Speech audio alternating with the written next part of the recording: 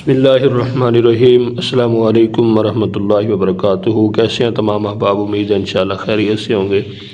ایک مرتبہ پھر بڑے لمبے عرصے کے بعد دوبارہ آپ سے ہم کلام ہونے کا موقع مل رہا ہے۔ معذرت چاہتا ہوں، بہت ساری مصروفیات اور بہت سارے کچھ معاملات تھے جن کی وجہ سے میں پراپر طور پر لیسن اپلوڈ نہیں کر سکا۔ انشاءاللہ میری کوشش ہوگی کہ اب یہ سلسلہ تسلسل کے ساتھ جاری رہے۔ بس یہ سب کچھ اللہ کی توفیق سے ہوتا ہے۔ انسان سوچتا کچھ ہے، بنتا کچھ ہے، دل نہیں کرتا چھوڑنے کو، لیکن بہت ساری ذمہ داریاں ہیں، معاملات ہیں جن کی وجہ سے میں اپنے بتائے ہوئے وقت پہ پورا نہیں اتر سکتا۔ دعا کی درخواست ہے۔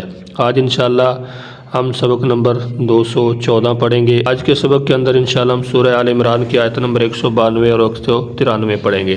آئیے آج کے سبق کا آغاز کرتے ہیں۔ الحمدللہ والصلاۃ والسلام علی رسول اللہ، اما بعد۔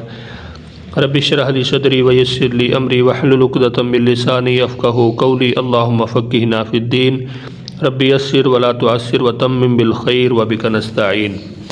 قرآن پاک کا کیا اسلوب ہے، کیا انداز ہے، الحمدللہ اب آپ سمجھ چکے ہوں گے، بار بار بتانے کی ضرورت نہیں ہے۔ تو آپ دیکھ سکتے ہیں اسلوب نمبر 1 جس میں تفہیم القرآن بذریعہ علامات کے ذریعے پہچان کر کے ترجمہ سیکھ رہے ہیں، اور دوسرا اسلوب ہے اسلوب نمبر 2 تفہیم القرآن بذریعہ اردو زبان۔ آئیے آج کے سبق کا آغاز کرتے ہیں۔ اعوذ باللہ من الشیطان الرجیم۔ ربنا، اے ہمارے رب، انکا، بے شک تو، من تدخل النار، جسے تو داخل کر دے آگ میں، فقد اخذیتہ، تو یقیناً تو نے رسوا کر دیا اسے، وما للظالمین، وما اور نہیں ہے، للظالمین ظالموں کے لیے، من انصار کوئی مددگار۔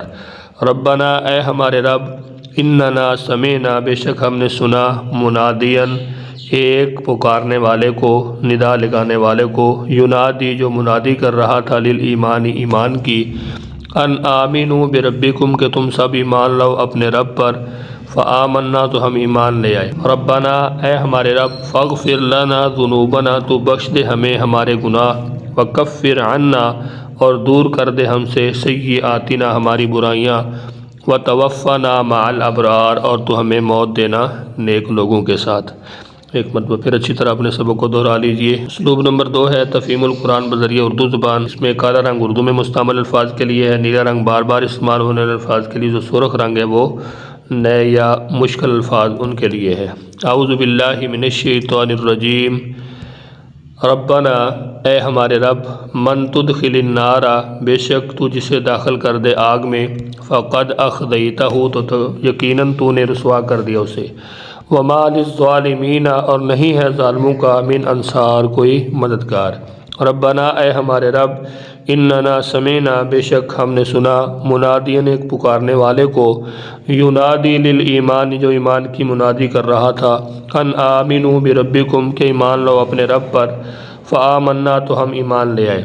ربنا فاغفر لنا، اے ہمارے رب، بس معاف کر دے ہمارے لیے، ذنوبنا، ہمارے گناہ، وکفر عنا، اور دور کر دے ہم سے، سیئاتنا، ہماری برائیاں، وتوفنا، اور ہمیں فوت کر اور ہمیں موت دینا، مع الابرار، نیک لوگوں کے ساتھ۔